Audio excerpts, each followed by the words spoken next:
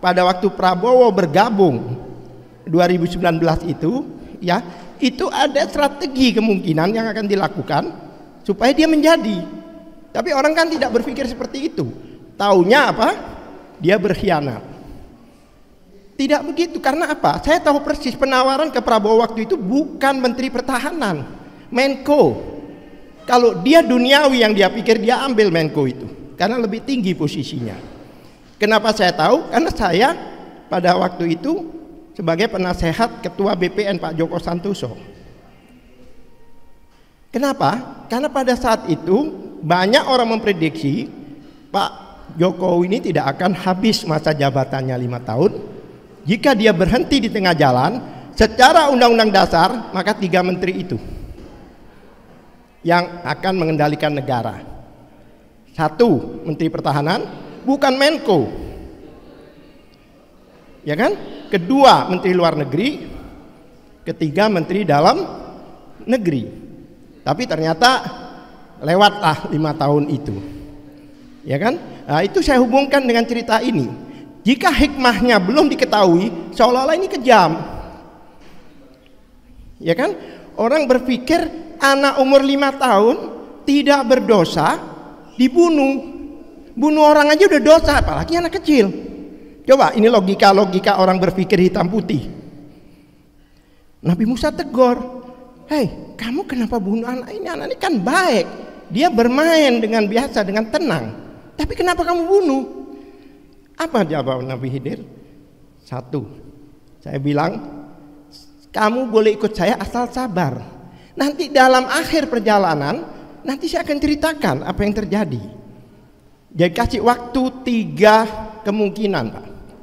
3 peristiwa. Jika Musa tetap bertanya di 3 peristiwa itu, maka sudah tidak bisa melanjutkan perjalanan lagi.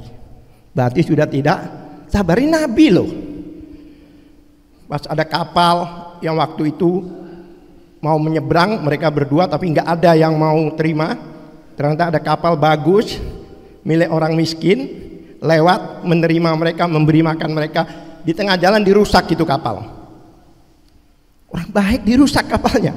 Logika kita hitam putih melihat di awal, ini orang jahat. Bener gak? Ini orang jahat.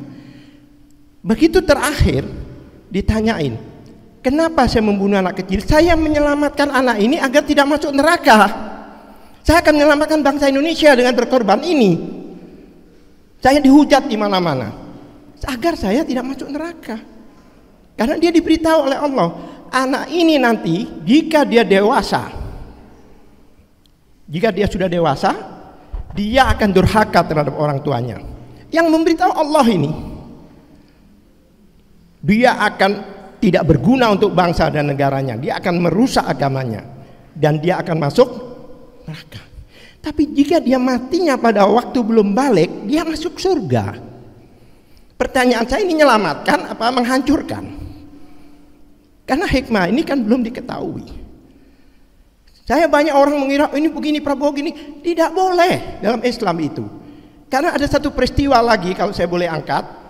Zaman ada perang Rasulullah dulu, perang, kalau nggak salah perang Badar atau perang apa itu, yang jelas peristiwanya, ya kan?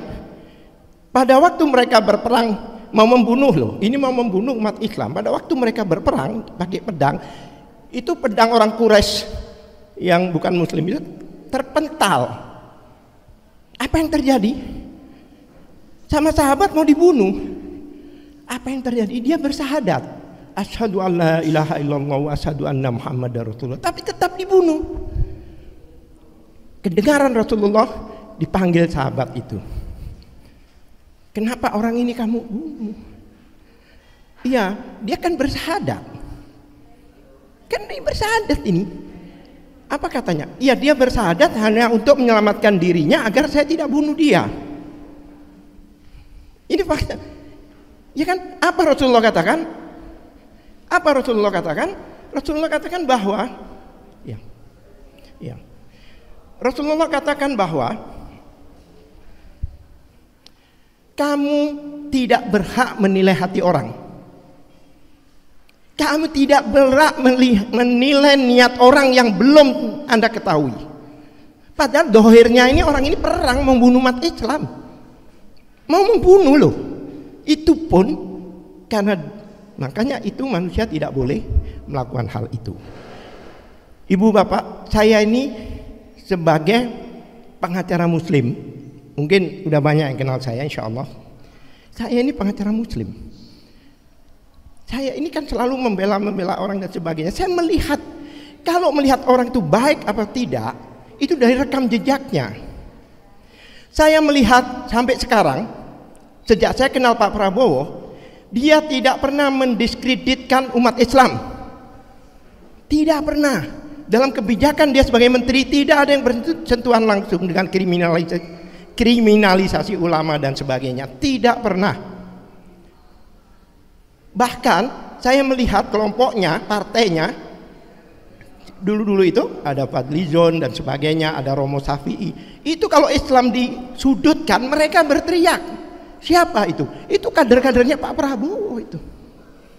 Bahkan ada satu wakil ketua dari organisasinya itu sampai detik ini jadi sekjen Syarikat Islam. Ya nggak sebut nama. Sampai detik ini. Kira-kira kalau dia nggak suka sama Islam, boleh nggak dia jadi sekjen? Itu yang saya membuat senang dan bahagia. Ada masa depan Islam di sini. Satu. Kemudian ini kalau saya tarik ke hadis Nabi, saya sedikit bicara soal agama. Hadis Nabi, Rasulullah pernah katakan, tiap 100 tahun Islam itu akan jaya. Rasulullah yang katakan itu. Tiap 100 tahun akan jaya dan akan diperbarui. Bukan diperbarui itu maksudnya disempurnakan lagi yang udah rusak itu, yang disebut mujaddid itu. Pernah dengar nggak? Itu coba dilihat. Alhamdulillah 100 tahun terakhir itu khilafah Turki. Kalau kita Google kapan khilafah Turki itu berakhir, itu 1924. 1924, pas 2024 ini masa Allah pas 100 tahun. Dan banyak ulama-ulama dunia menyatakan bahwa Islam akan jaya dari Indonesia. Siapa yang bicara? Itu ulama dari Palestina, dari Turki, dari Arab Saudi. Insya Allah. Ya saya merinding kalau bicara itu. Itu hadis, Bu. Itulah yang saya katakan. Kita ini kapal sudah berlabuh. Kita dan keluarga kita ada di dalam kapal itu, Bu. Mau loncat kemana kita? Ke laut. Maka dukunglah beliau, Bu. Dukunglah beliau. Dan saya yakin beliau nanti akan memperlakukan menteri-menterinya ini dengan kinerjanya. Kalau kinerjanya nggak benar, pasti di reshuffle. Saya percaya dengan janji Prabowo pada waktu pelantikan di MPR kemarin. Itulah yang akan dilakukan. Saya percaya itu. Terima kasih. Wabillahi taufiq. Assalamualaikum. Kita ada di forum ini, forum yang mempertanyakan ada apa dengan Prabowo. Saya menjawabnya tidak ada apa-apa. Prabowo baik-baik saja.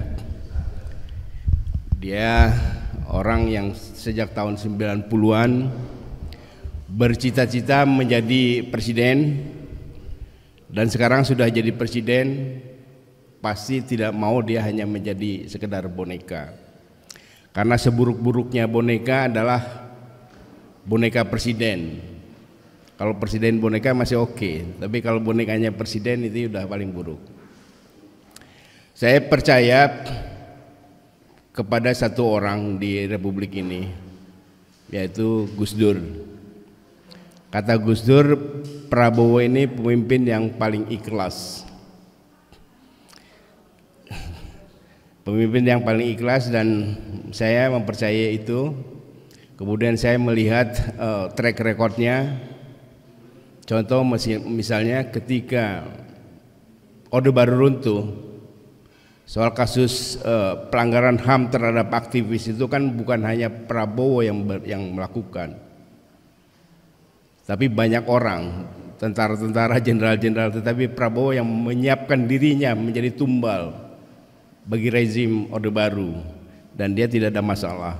Dia ikhlas untuk bangsanya, untuk korpsnya, sehingga dia menyediakan diri menjadi tumbal, dan keikhlasan itu akhirnya dibayar dengan menjadi presiden.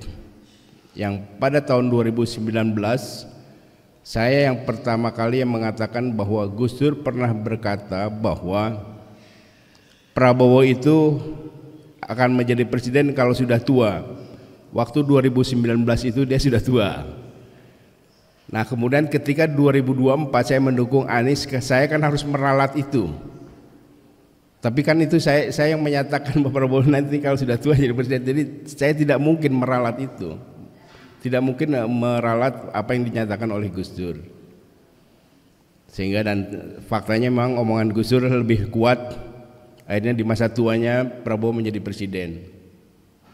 Kemudian apa yang sudah terjadi sekarang ini memang masih dalam masa transisi karena kekuasaan yang digenggam oleh Joko Widodo selama 10 tahun ini akarnya masih sangat kuat. Jadi itu sebabnya saya melihat kalau dia masih ancang-ancang, masih meraba-raba, ini masih bisa dimaklumi. Tetapi saya yakin tekadnya untuk tetap ikhlas untuk bangsanya tetap akan dipegang teguh oleh Prabowo. Persoalan paling berat yang dihadapi oleh Prabowo hari ini dalam kekuasaannya, tahu saudara-saudara apa kira-kira yang paling berat yang dihadapi oleh Prabowo? Bukan soal utang, bukan soal kerusakan-kerusakan, tetapi bagaimana sekarang ini Prabowo harus menyatukan kembali dua hal yang dipecah belah, yang diadu domba oleh Jokowi selama 10 tahun, yaitu kata dan perbuatan. Kata dan perbuatan itu sudah diterenggangkan selama 10 tahun oleh Joko Widodo, dan ini kan harus disatukan kembali kata dan perbuatan ini. Inilah persoalan yang paling berat yang harus dihadapi Prabowo, dan itu di hari pertama dia harus menghadapi ini ketika dia menyatakan akan memburu koruptor sampai ke Antartika. Orang lalu bertanya, ini benar enggak? Ini karena masih terngiang di dalam pikiran kita semua bahwa kata dan perbuatan itu sudah jauh. Nah ini yang paling berat dihadapi oleh Prabowo. Tapi saya menafsirkannya gini, saudara-saudara sekalian, ada koruptor di Antartika. Maksud Prabowo itu adalah ada koruptor di antara kita. Di dalam kabinet, dia tahu itu. Itu sebabnya kalau kita lihat langkah dia menempatkan Menkominfo yang sekarang Komdigi, yaitu Mutia Hafidz. Mutia Hafidz ini bukan perempuan kaleng-kaleng, bukan wartawan kaleng-kaleng. Saya bilangnya ini Iron Lady. Dia jurnalis dulu di Metro TV, meliput bencana tsunami. Kemudian dia dikirim ke medan perang Irak, dan dia kemudian diculik bersama kameramen. Waktu itu semua orang tidak tahu siapa yang menculik Mutia Hafidz. Bahkan kepala BIN Samsir Siregar juga nggak paham itu, nggak tahu ini siapa yang menculik, karena itu pemerintah Susilo Bambang Yudhoyono waktu itu tidak bisa mengumumkan apa yang terjadi kepada kedua warga negara Indonesia, dua wartawan, dua jurnalis Metro TV yang di Irak diculik itu. Kemudian Samsir Siregar datang ke Ciganjur, waktu itu Gus Dur masih ada, minta tolong kepada Gus Dur untuk membuka, menjelaskan, dan juga minta bantuan untuk pembebasannya.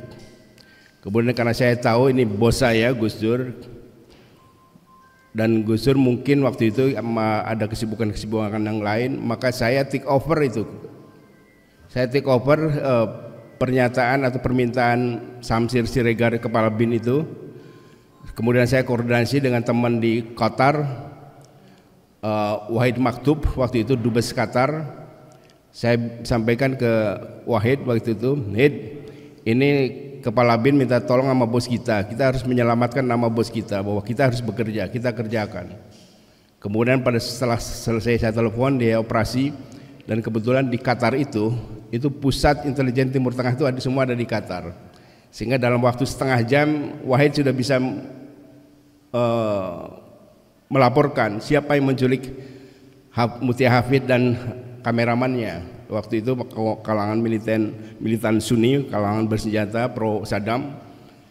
Kemudian ada negosiasi, Wahid minta untuk segera dibebaskan, dan sekitar 1 minggu lah situ penangkapan itu, penculikan itu.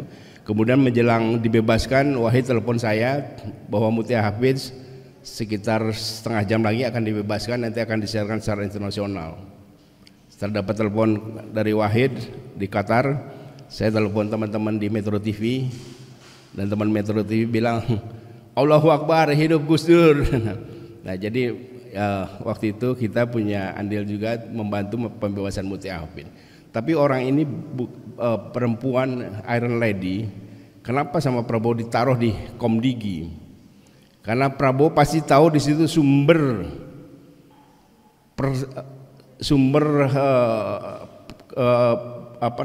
pengolahan judi online.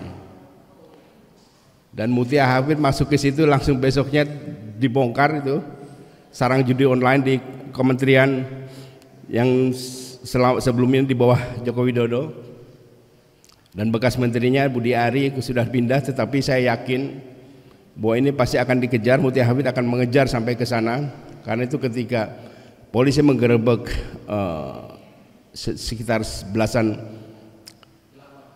belasan karyawan, beberapa diantaranya dari kementerian situ di Bekasi, kemudian dia lapor kepada Prabowo, bukan minta bantuan perlindungan, tetapi minta izin, boleh nggak saya teruskan ini?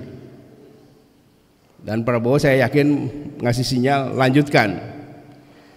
Nah, dari sinilah kita bisa lihat indikator ada apa dengan Prabowo, mau kemana Prabowo. Kalau ini berlanjut kepada bekas menterinya, berarti presidennya Mutia Hafidz itu adalah Prabowo Subianto. Kalau mentok di situ aja, berarti presidennya Mutia Hafidz itu presiden yang lama. Inilah yang kata SBY dulu, kalau ada 2 matahari kembar berbahaya bagi bangsa ini. Jadi saya yakin Prabowo punya komitmen yang jelas, jadi akan mengejar para koruptor di antara kita. Sekali lagi, bukan di antara 3, di antara kita, koruptor akan ditangkap oleh Prabowo. Nah, jadi saya melihat bahwa Prabowo itu bukan hanya orang pemimpin yang ikhlas, tapi kalau dilihat track recordnya, dia ini mualaf demokrasi. Prabowo Subianto latar belakangnya militer, kemudian masuk ke ranah demokrasi, menjadi mualaf demokrasi dan mendirikan partai, dan langkah-langkah di partainya juga lumayan demokratis, bahwa kalau kemudian dia tetap menjadi pemimpin itu karena memang sulit sekarang ini di Republik ini mencari kandidat pengganti pemimpin partai politik. Kalau kita lihat partai-partai politik yang pergantian kekuasaannya cepat, langsung begitu diganti ketua umumnya langsung menjual partainya.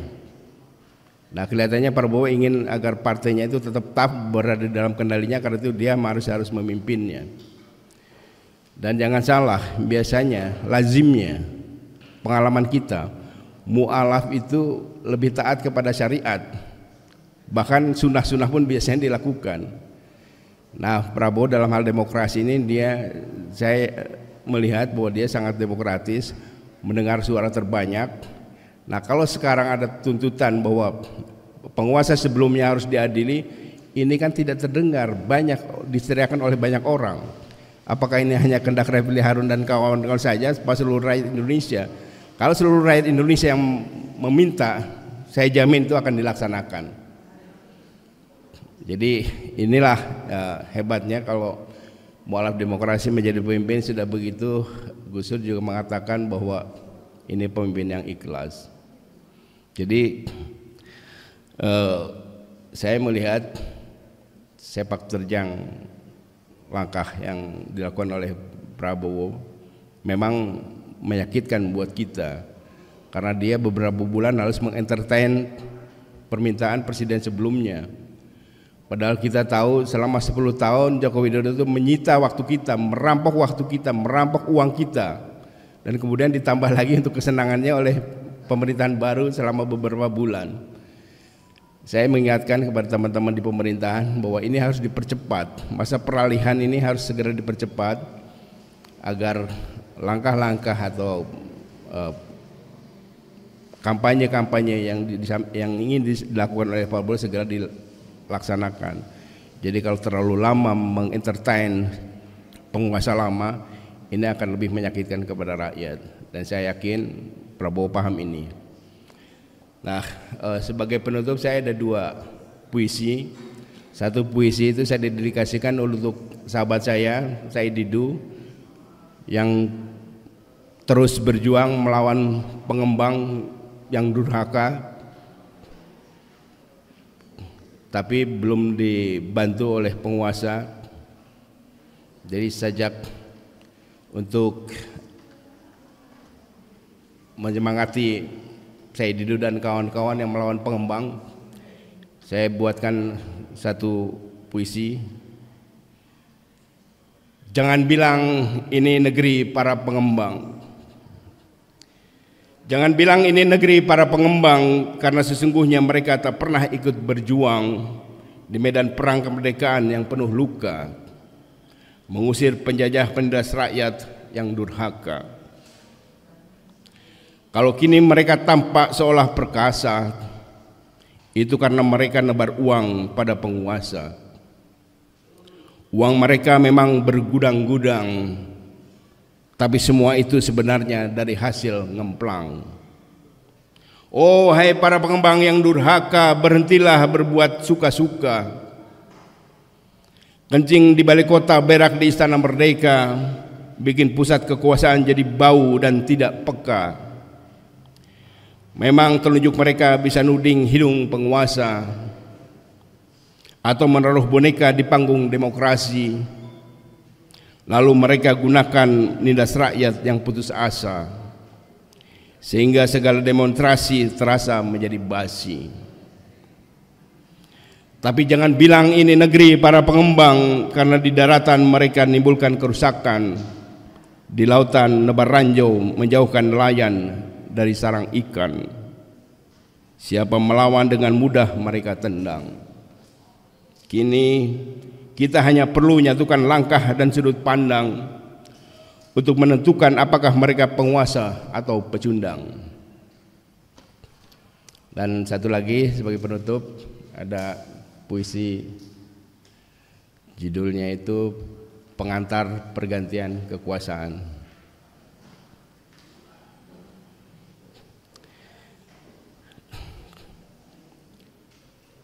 Pengantar pergantian, sajak pengantar pergantian kekuasaan. Sebelum ayam berkokok dan langit timur madi cahaya jingga, aku dengar suara itu, gubrak. Kekuasaan yang dibangun dari puing-puing kebohongan, yang tiang-tiangnya kerompos di mangsa sayap-sayap rayap-rayap yang korup, tumbang. Maka setelah azan subuh, tak ada lagi yang gaduh. Mereka kian percaya akan kata ulama. Doa orang tertindas, ya, doa orang-orang yang ditindas akan mengguncang aras, dikabulkan Tuhan dengan lekas. Sebab apalah artinya kemerdekaan tanpa kedaulatan? Apalah artinya pemerintahan tanpa kepercayaan? Apalah artinya jabatan tanpa kehormatan? Apalah artinya kekuasaan jika bukan untuk menyejahterakan? Jika setiap kata hanya dusta, jika kepada setiap ikrar dia ingkar, jika kepada amanat dia khianat, cukup sudah masa susah. Sesungguhnya pemimpin yang baik itu bukan yang ada di dalam pikiran rakyatnya, sehingga dalam berbagai survei elektabilitasnya selalu nangkring di baris paling atas, padahal itu hanya di atas kertas. Sesungguhnya pemimpin yang baik itu yang rakyat ada di dalam hati dan pikirannya, sehingga setiap nafas dan desah rakyatnya, mendorong setiap langkah kebijakannya. Sebab kebijakan seorang pemimpin adalah cermin kebajikannya. Sungguh persoalan rakyat itu nyata, sedangkan elektabilitas itu semua semu dan menipu. Elektabilitas tak pernah bikin masalah tuntas. Maka carilah pemimpin yang berintegritas, yang punya kapasitas. Cukup sudah masa susah, sudah cukup masa susah. Tak ada lagi tempat bagi para tiran. Selamat jalan para tiran, selamat datang keadilan. Terima kasih. Wassalamualaikum warahmatullahi wabarakatuh. Begini Pak Ref. Assalamualaikum. Gimana kalau keren cadas? Bismillahirrahmanirrahim. Assalamualaikum warahmatullahi wabarakatuh. Ini saya disuruh ngomong soal Amerika. Kita bicaranya nih, ada apa dengan Prabowo kok ke Amerika nih?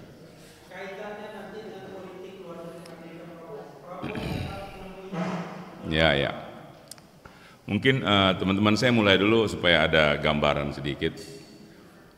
Ada gambaran sedikit tentang bagaimana sih pemilu di Amerika. Jadi pemilu Amerika itu mereka memakai apa yang namanya electoral vote. Jadi setiap negara bagian itu dia punya nilai daripada kursi yang mereka peroleh. Yang paling besar itu California ada 54 kursi. Tempat saya tinggal sendiri cuma 28 kursi di New York. Jadi siapapun kandidat yang menang suaranya di situ, pemilih memenang 50% plus 1, dia yang mendapatkan electoral vote-nya, gitu. Ya, jadi makanya terkadang terjadi seperti Hillary dulu, secara popular vote, Hillary menang dari Clinton waktu itu, tapi electoral vote-nya dia kalah, gitu. Jadi mungkin banyak yang milih, tapi secara electoral vote-nya dia kalah karena negara bagian yang terkumpul oleh Trump waktu itu lebih banyak. Ini gambaran aja. Nah sekarang teman-teman nanya, kenapa sih Trump bisa menang gitu loh. Jadi tadi Bung Refli salah tuh. Saya bukan condong ke Trump, saya nggak condong ke siapa. Jadi ada dua masalah mendasar yang ada di perpolitikan Amerika saat ini, yaitu masalah ekonomi dan masalah imigrasi. Ekonomi Amerika ini sangat terpuruk di 2 dekade terakhir ini paling buruk nih di zamannya Biden. Nah, ini juga yang perlu teman-teman tahu sehingga pemilih di Amerika itu sangat concern tentang mereka punya kehidupan ekonomi. Iya, nah, itu yang teman-teman tahu. Nah, Biden selama 3 tahun lebih ya, di mana Kamala Harris menjadi wakil presidennya, itu tidak memberikan suatu perbaikan ekonomi yang signifikan atau sesuai dengan harapan masyarakat Amerika. Itu salah satu alasan mengapa mereka lebih cenderung memilih Trump daripada Kamala Harris. Yang kedua adalah soal imigrasi. Soal imigrasi ini perbedaan antara Republikan sama Demokrat itu adalah Republikan itu sangat konservatif ya. Jadi mereka itu betul-betul America first gitu loh, mengutamakan Amerika. Sementara Demokrat itu dia lebih liberal, sehingga yang namanya imigran itu lebih didukung oleh Demokrat daripada Republikan. Kenapa Trump bisa terpilih? Itu karena pertama masalah ekonomi yang dianggap Biden administration nggak bisa menanganinya, kemudian masalah keimigrasian, makanya tagline-nya Trump itu American first, gitu kan? Jadi Amerika yang didahulukan begitu. Nah, apa hubungannya ada apa dengan Prabowo? Gitu loh. Nah, kalau kita melihat gambaran yang terjadi atau pidato kenegaraan Prabowo, itu sangat semangat ingin mengembalikan semua ke on the track yang kita inginkan bersama. Ya, kita bisa bilang Indonesian first gitu loh kan. Jadi kita mengutamakan orang-orang kita sendiri daripada orang-orang lain, baik itu tenaga kerja asing ataupun yang lain-lain. Nah, saya ingin menggarisbawahi di sini bahwa dari beberapa pembicara tadi yang kita dengar dari pagi hingga saat ini, bahwa kita punya harapan yang cukup besar kepada Presiden Prabowo. Dan harapan itu tentunya menurut saya, ini opini saya ya, setiap harapan yang kita berikan harus disisakan sedikit untuk reasonable doubt, skeptism di dalam hati kita bahwa kemungkinan tidak terjadi, sehingga kita tetap bisa kritis kepada Presiden Prabowo. Ya tentu kita harapkan dalam 100 hari pertama ini memang kita tidak bisa melihat hasilnya, tapi kita bisa melihat langkahnya. Apa langkah yang diambil oleh Prabowo dalam 100 hari pertama ini terlihat dari kebijakan-kebijakan yang akan diambil oleh Presiden Prabowo. Nah, kita harapkan dari kunjungan Presiden Prabowo ini ke luar negeri saat ini, itu akan memberikan hasil yang positif, terutama dalam menjadi negara yang bisa bebas aktif sesuai dengan kita punya prinsip luar negeri kita, di mana kita tidak berpijak pada Cina saja dan tidak berpijak kepada Amerika saja gitu. Nah ini saya kira bagus sekali, saya kira suatu gestur yang baik yang diberikan oleh Presiden Prabowo kepada kita, bahwa beliau menginginkan politik bebas aktif dari Indonesia ini lebih diaktifkan selama 10 tahun terakhir oleh pemerintahan Jokowi. Kita lebih cenderung kepada Cina, ya, karena investor kita lebih banyak dari Cina. Jadi harapan kita tentunya apa yang menjadi harapannya Pak Prabowo sebagai Presiden ke-8 bisa terlaksana, dan kita kasih waktu untuk itu. Nah, apa sendiri dampak daripada terpilihnya Trump kepada ekonomi ASEAN atau Indonesia secara khusus, saya kira kita sudah lihat begitu Trump sudah menang atau ada tanda-tanda menang, itu rupiah terus kontraksi ya, rupiah agak melemah dari dolar sampai hampir mencapai 15.800 per dolar gitu loh. Jadi dari 15.300, 400 melemah menjadi 15.800. Kita harapkan tidak melemah lebih lanjut, karena tentunya kalau terlalu melemah akan membuat keuangan kita yang sudah mulai ketar-ketir akan dipakai lagi untuk intervensi yang tentunya akan membuang-buang uang dari Bank Indonesia. Jadi mungkin itu ya buat teman-teman semuanya yang Bung Refli minta saya melihat kemenangan Trump dan hubungannya dengan Prabowo. Saya kira kita harus siap-siap saja. Tentunya akan terjadi hal-hal yang bukan saja untuk Indonesia tapi ekonomi dunia secara umum. Tapi kita harapkan dari kunjungan Pak Prabowo ke Cina, ke Amerika, bahkan ke Inggris, dan juga hadirnya Pak Prabowo di KTT 20, APEC dan G20 tentunya akan memberikan dampak yang positif bagi perkembangan Indonesia yang lebih baik dalam bidang ekonomi, politik maupun keamanan. Saya kira itu teman-teman. Assalamualaikum warahmatullahi wabarakatuh. Assalamualaikum warahmatullahi wabarakatuh. Ya, saya tidak perlu lagi mengenalkan diri karena Bang Refli Harun sudah memperkenalkan. Tapi kalau dalam angkatan saya usia dengan ada sama-sama nih waktu aktivis 778, ada MHT, lalu ada Pak Sayuti, tadi ada Profesor Didin S. Damanhuri.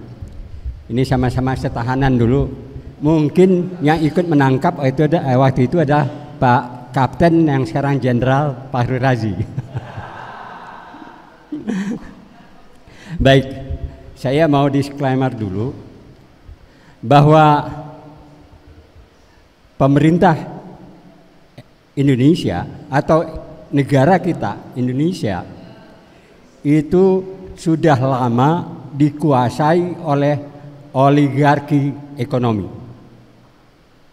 dan mengangkangi yang merajalela pada 10 tahun di masa rejim Jokowi.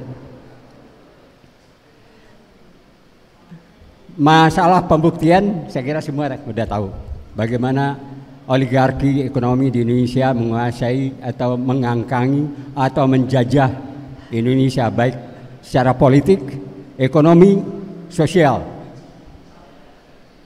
Dan saya juga disclaimer bahwa di 2019 saya juga ikut tim sukses tapi di Jawa Barat, yaitu Prabowo.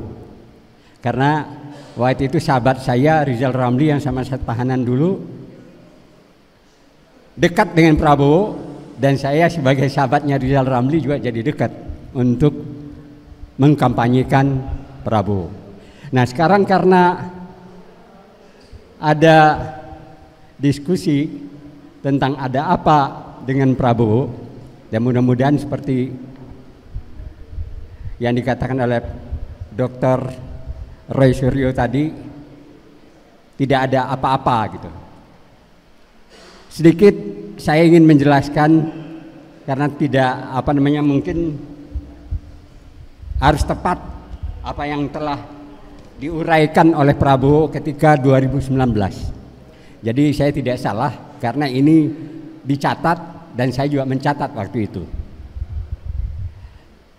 Ibu dan Bapak, ketika itu oligarki ekonomi dianggap sebagai masalah ketimpangan. Dan Prabowo mengatakan begini. Prabowo sering mengungkapkan bahwa oligarki ekonomi di Indonesia telah menciptakan ketimpangan sosial yang sangat tajam, di mana sekelompok kecil orang atau keluarga menguasai sebagian besar sumber daya alam, industri, dan perusahaan besar. Sementara mayoritas rakyat Indonesia tetap hidup dalam kemiskinan atau kesulitan ekonomi. Ini yang saya catat waktu 2019 bersama-sama mengkampanyekan beliau dari ucapan dan juga pidatonya. Lalu kritik terhadap konsentrasi kekayaan.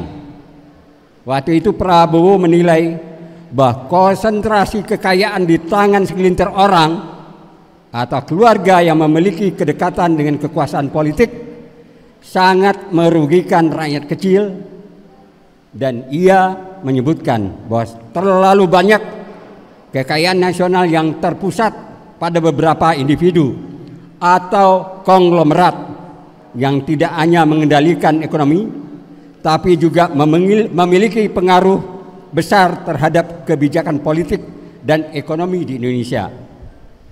Ini kata Prabowo waktu itu. Mengenai ketidakadilan ekonomi, dia juga menyatakan dalam pidatonya, Prabowo menekankan bahwa ketidakadilan ekonomi yang dihasilkan oleh oligarki ekonomi memperburuk jurang pemisah antara yang kaya dan yang miskin. Hal ini menurutnya berpotensi merusak stabilitas sosial dan menghambat kemajuan sosial ekonomi Indonesia. Lalu yang saya catat lagi mengenai masalah peran oligarki dalam politik dan kebijakan ekonomi yang diuraikan oleh Prabowo. Prabowo juga menyorot hubungan erat antara kekuasaan politik dan ekonomi yang terjalin melalui oligarki ekonomi. Maksudnya ia percaya bahwa kebijakan pemerintah seringkali lebih berpihak kepada kepentingan pengusaha besar atau konglomerat yang dekat dengan pemerintah, bukan pada kepentingan rakyat banyak. Selanjutnya saya juga catat, Prabowo mengkritik bahwa sejumlah kebijakan ekonomi di Indonesia seringkali dikuasai oleh segelintir pengusaha besar yang memiliki hubungan kuat dengan politisi dan bahkan pejabat pemerintahan. Hal ini menyebabkan kebijakan-kebijakan ekonomi lebih menguntungkan konglomerat tertentu, sementara pengusaha kecil atau rakyat biasa kurang mendapat perhatian. Dalam pidato-pidatonya, Prabowo juga mengungkapkan bahwa oligarki ekonomi berperan dalam merumuskan kebijakan-kebijakan yang justru mempermudah segelintir kelompok untuk menguasai sektor-sektor penting seperti sumber daya alam, infrastruktur, energi, dan pertambangan. Ia percaya bahwa pengusaha besar sering telah mendapat kemudahan dalam mendapatkan proyek atau kontrak dengan pemerintah, sementara pengusaha kecil kesulitan. Ibu dan Bapak, itu tadi yang saya catat, dan ini tidak pernah hilang tentunya karena ini sejarah apa yang disampaikan. Lalu kita membedah Prabowo pada hari ini. Dari apa yang kita lihat dan apa yang fakta yang terjadi, dari langkah pertamanya Prabowo memilih orang-orang yang akan membantu dia. Ternyata 17 menteri adalah 17 yang sangat dekat dengan oligarki. Siapa? Tito Karnavian, orang-orang oligarki. Airlangga, siapa lagi? Tolong disebutkan. Erick Thohir. Ya, itu semua tangan-tangan dari oligarki. Dan yang diangkat yang baru pun demikian, adalah operator dan juga karyawannya Aguan, yakni siapa? Marwar Sirait. Artinya apa? Apakah sesuai dengan yang akan terjadi seperti ini? Kalau ditanyakan kepada saya skeptis. Tapi kalau harapan, ya kita semua mengharapkan. Tapi harapan itu baru bisa nyata kalau 17 menteri-menteri yang sangat dekat dengan konglomerat ini dan yang melahirkan kebijakan bahwa Indonesia dijajah oleh para konglomerat ini di reshuffle dalam waktu 3 bulan, baru kita punya harapan. Tapi kalau tidak, kita akan skeptis bahwa tidak akan terjadi perubahan di Indonesia ini, karena semua tetap dirampok oleh para konglomerat yang serakah dan yang lapar dan tidak pernah berhenti untuk mengambil kekayaan Indonesia. Assalamualaikum warahmatullahi wabarakatuh. Terima kasih Bung Refli, Bapak penyelamat bangsa, karena beliau konsisten untuk mengumpulkan kita semua.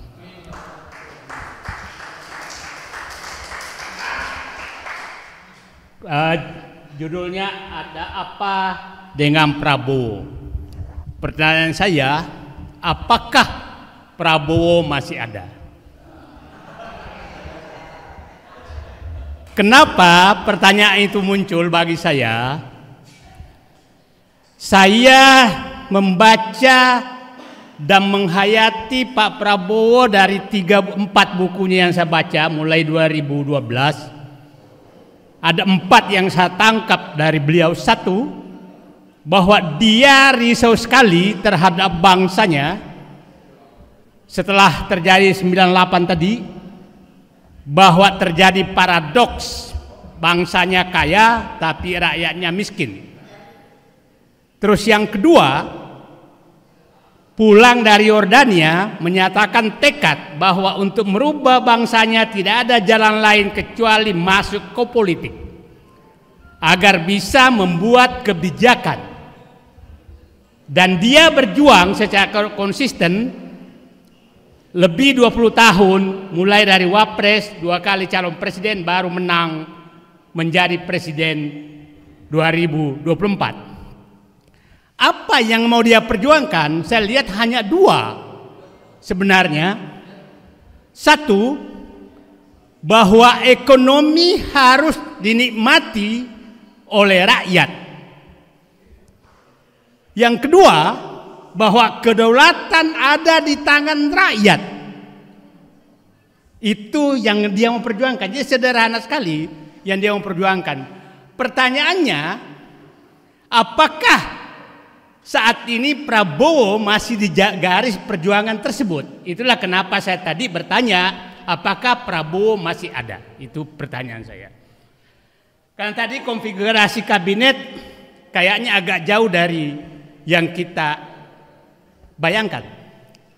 Nah, yang saya bayangkan sekarang adalah siapa tahu sebenarnya saat ini baru terjadi perebutan kekuasaan,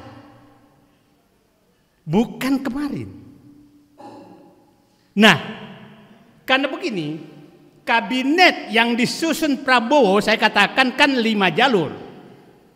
Jalur pertama politisi, jalur kedua profesional, jalur ketiga adalah oligarki, jalur keempat adalah dinasti, jalur kelima adalah juru maki. Ini 5 jalur yang masuk ke kabinetnya Prabowo yang sekarang. Nah, jadi saya membayangkan sekarang yang terjadi ini sedang terjadi perebutan kekuasaan di dalam pemerintahan, yaitu Merdeka Utara dengan Merdeka Selatan. Sekarang udah Merdeka Utara semua, simbol Merdeka Selatan itu Wapres. Apa yang terjadi? Saya membaca bahwa komando 3 jalur itu adalah jalur oligarki, jalur dinasti, dan jalur juru maki. Itu komandonya ada di Merdeka Selatan. Profesional politik komandonya ada di Merdeka Utara, di tangan Prabowo. Nah, pertanyaan kita, kenapa Pak Prabowo kalah dari 3 jalur ini kan tadi? Kalau Pak Prabowo tetap konsisten dengan dirinya, maka 3 jalur ini tidak ada. Nah, jadi saya menyatakan kita membantu Prabowo untuk menghadapi perebutan kekuasaan. Perebutan kekuasaan yang dikomandoi oleh oligarki dengan dinasti dan juru maki. Itulah yang dihadapi Prabowo sekarang. Pertanyaan kita, kenapa Pak Prabowo tidak berani melawan 3 ini? Oke? Seakan-akan tidak berani, tapi kita nggak tahu. Nah, jadi saya berharap kita semua yang cinta negeri ini, kita bantu Prabowo yang sedang bergulat dengan perebutan kekuasaan yang sebenarnya.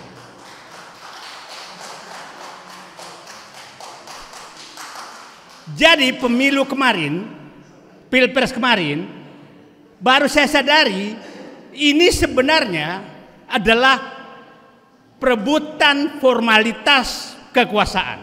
Perebutan kekuasaan baru sedang terjadi sejak Perintah Solo 13 Oktober 2024. Itulah menurut saya titik awal perebutan kekuasaan nyata. Karena saya yakin di Solo itulah terjadi 3 jalur ini menekan Prabowo yang ingin menyelamatkan bangsanya. Jadi saya katakan di negeri kita hari ini yang terjadi adalah berkumpul orang-orang yang ingin menyelamatkan bangsanya, ingin agar rakyatnya menikmati ekonomi, ingin agar kedaulatan di tangan rakyat, berhadapan dengan penikmat kekuasaan yang dilahirkan yang dipelihara oleh Jokowi selama 10 tahun. Dan mereka tidak mau kehilangan kekuasaan dan kenikmatan itu. Sehingga dipasanglah boneka Fufu Papa untuk kelangsungan kenikmatan mereka.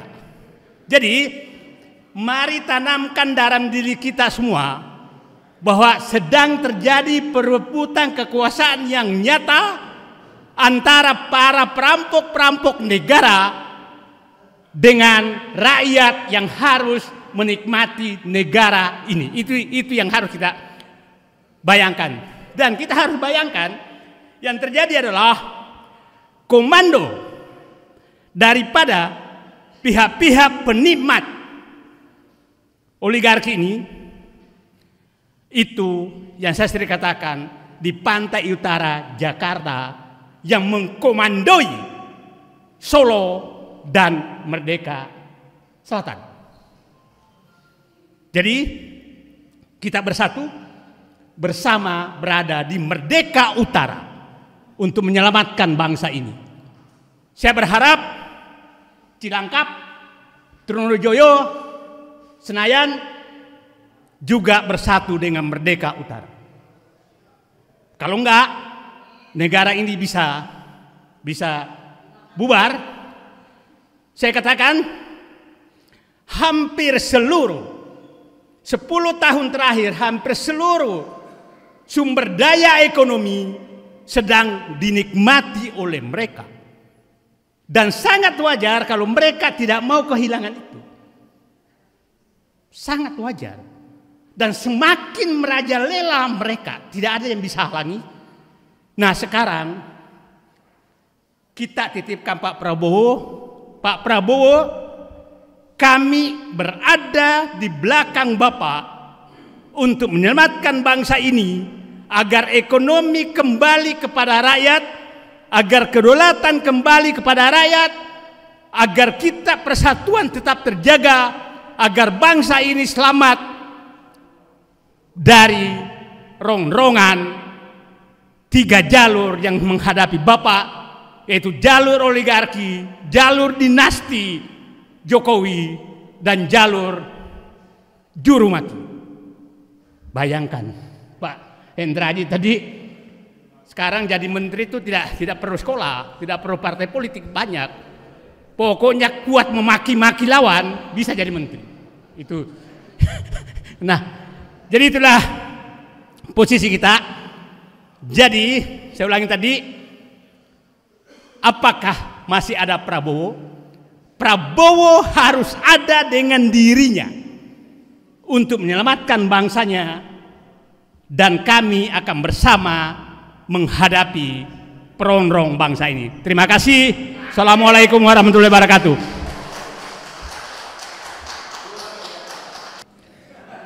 Bismillahirrahmanirrahim. Assalamualaikum warahmatullahi wabarakatuh. Gimana mau penjarain Fufu Fafa? Jawab salam aja ogah-ogahan. Saya doain semoga yang jawab salam masuk surga. Amin. Saya doain yang gak jawab salam semoga jawab salam. Assalamualaikum warahmatullahi wabarakatuh. Allahu Akbar. Kita memang sudah tidak berkuasa, tapi kita masih menguasai. Yes. Jadi peristiwa yang disinggung-singgung oleh Bang Said tadi, tanggal 13 Oktober tadi, menunjukkan bahwa dia masih menguasai. Betul Bang ya? Ada tambahan 3 jalur yang turut menekan. Saya tambah satu lagi Bang. Jalur luar negeri, jalur Xi Jinping. Nah, satu lagi ya. Jadi kalau ditanya ada apa dengan Prabowo, coba sebentar. Hari ini kemarin Prabowo mulai pergi ke luar negeri selama 2 pekan. Tujuan pertama adalah RRC, baru Amerika, kemudian ke Peru 5 ya, kemudian ke Qatar, lalu ke London ketemu Raja Charles ya. Nah, bisa-bisa aja sih kita berspekulasi, berasumsi, berapa lagi nggak macam. Tapi dengan tujuan pertama RRC ini menjadi menarik. Karena dengan komposisi kabinet yang sekarang ada satu manusia yang disebut-sebut oleh Profesor Damanhuri yang menjadi Menteri Keuangan 3 kali. Dan satu lagi, dia kekuasaan ditambah. Ada 9 dirjen, salah satu plus kemarin tanggal 8 diangkat kepala badan baru di bawah Kementerian Keuangan, namanya Badan Intelijen Keuangan. Itu nggak ngerti saya tuh, mungkin Bang Said tahu. Padahal kita sudah punya PPATK, Pusat Pelaporan dan Analisis Transaksi Keuangan. Tapi buat teman-teman yang paham cerita ini menunjukkan bagaimana Amerika melalui Sri Mulyani masih atau ingin kembali dominan. Nah pertanyaannya adalah ketika Prabowo akan pergi ke luar negeri, dia bilang di depan wartawan, coba menarik nih ya, para menteri harus komunikasi langsung dengan saya. Kalau ada apa-apa bisa video call, bisa apa, harus dengan saya. Jangan lewat Wapres. Nah ini kan kita bacanya bingung nih. Saya menangkapnya bahwa Prabowo nggak percaya sama Gibran. Karena biasanya otomatis kalau presiden keluar negeri, kalau menteri keluar negeri, maka wakilnya yang menjadi semacam PLT lah gitu. Kadang-kadang ditunjuk menteri lain jadi ad interim kalau nggak ada wakilnya. Tapi dengan menegaskan selama saya masih di luar negeri, langsung berhubungan dengan saya. Itu artinya Prabowo tidak percaya kepada Gibran. Dan tidak salah. Ketika kemarin diundang pembukaan acara MTQ Korpri, itu Pak, itu mohon maaf dengan segala hormat. Bicara di MTQ itu nggak ada substansi. Hai aja boleh, bisa, ya, nggak perlu ngomong angka, data apa, nggak perlu. Hai aja, itu pun nggak bisa dia kasih sambutan. Padahal panitia ulang-ulang mohon Bapak Wakil Presiden memberikan sambutan. Bayangkan Pak, kita punya Wakil Presiden yang bisa cuma tangtung gitu. Suruh sambutan nggak bisa. Kemudian banyak acara-acara dia yang memang dia nggak ada isinya. Tapi kalau kita kombinasi tanggal 13 Oktober, kita bingung lagi. Ini Prabowo ada apa dengan Prabowo?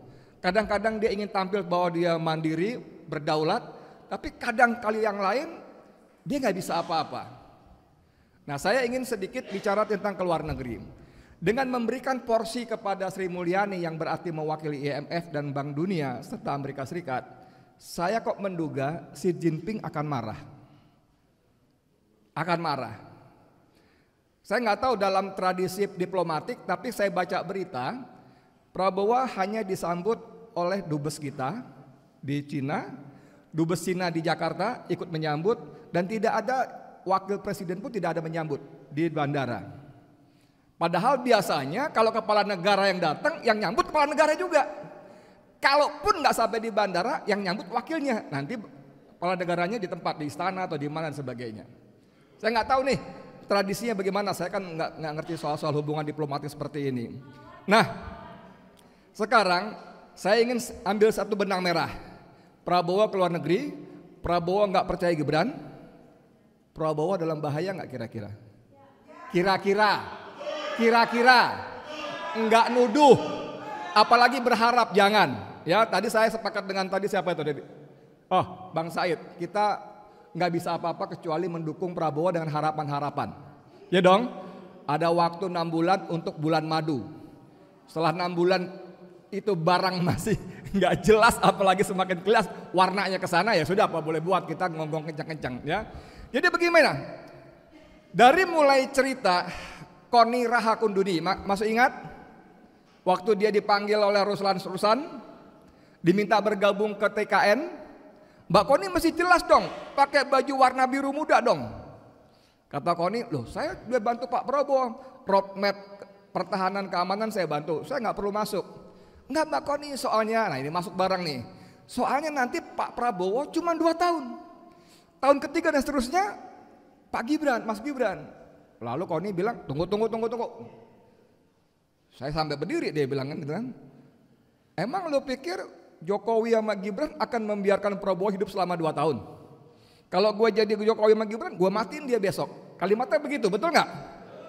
Betul nggak?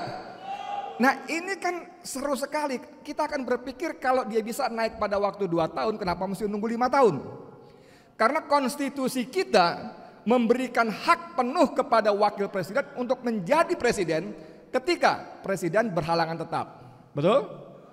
Berhalangan tetap itu bisa dengan berbagai sebab. Sebab alami atau sebab yang dibuat. Nah ini ngeri nggak? Dari mulai misalnya keluar negeri, dari mulai yang paling kasar dan brutal ya, pesawatnya meledak di udara. Berapa banyak ya, Anda bisa googling, berapa banyak kepala negara yang kecelakaan pesawat terbang. Itu yang konservatif, brutal ya. Tapi dari yang halus-halus juga bisa. Kalau misalnya saya diundang sama Refli, kita sama-sama kepala negara deh, cio ya lah, gaya bener ya. Atau nggak usah benar. Refli CEO perusahaan besar, saya diundang, lalu saya dihidangin makan. Saya boleh nggak utus asisten saya cobain dulu tuh, bisa nggak? Nggak bisa dong, nggak hormati tuan rumah kan. Nah ketika tos, ketika apa, siapa yang bisa jamin? Nggak langsung mati, bisa dibuat sebulan, 2 bulan, 3 bulan. Mati gitu loh. Dalam rangka membuat berhalangan tetap yang dipercepat. Nah Bapak-bapak serta saudara saya hormati, kita nggak ada yang bisa kita lakukan kecuali pertama, kita berdoa kepada Allah agar Allah melindungi Prabowo. Setuju nggak sih? Setuju nggak ya? Nggak ada cara lain, nggak ada apa boleh buat ya. Karena sudah dia jadi angkat presiden, kita berdoa semoga Allah melindungi. Kedua, kita minta juga orang-orang dekat, lingkaran sangat dekat, ring nolnya Prabowo, jagain baik-baik. Karena dalam iklim tata cara politik yang Machiavellis, ini yang tadi dibilang kita memang tidak berkuasa lagi, tapi kita menguasai ini tetap nggak akan berhenti. Tidak akan berhenti, saya hakul yakin nggak ada berhenti. Kalau tanya, lu buktinya apa? Ya nanti kita lihat buktinya. Ya dong, kan belum terjadi, kita lihat buktinya. Nah ini bahaya. Bayangkan orang kita dia menjadi wapres, kita nggak rela, apalagi kalau dia menjadi presiden. Nauzubillah min zalik. Jadi dan tugas kita adalah terus memberikan sokongan kepada Prabowo dengan cara, bukan dengan memuji-muji, ya Bang Said ya. Kita menyokong Prabowo bukan dengan muji-muji. Om Tata setuju ya? Setuju ya? Bukan dengan memuji-muji, itu tugasnya buzzer lah. Tugas kita mengingatkan. Saya, kami, rakyat Indonesia menunggu Anda sebagai jenderal patriotis, nasionalis. Bekerja untuk rakyat, bukan untuk bekerja untuk dinas majikan lama. Karena menjadi petugas partai itu sudah hina, betul nggak? Dan lebih hina lagi kalau menjadi petugasnya partai. Menjadi petugas Mulyono itu sangat hina. Dan kita tidak ingin presiden kita terhina. Setuju ya? Demikian, Allahu Akbar. Assalamualaikum warahmatullahi wabarakatuh.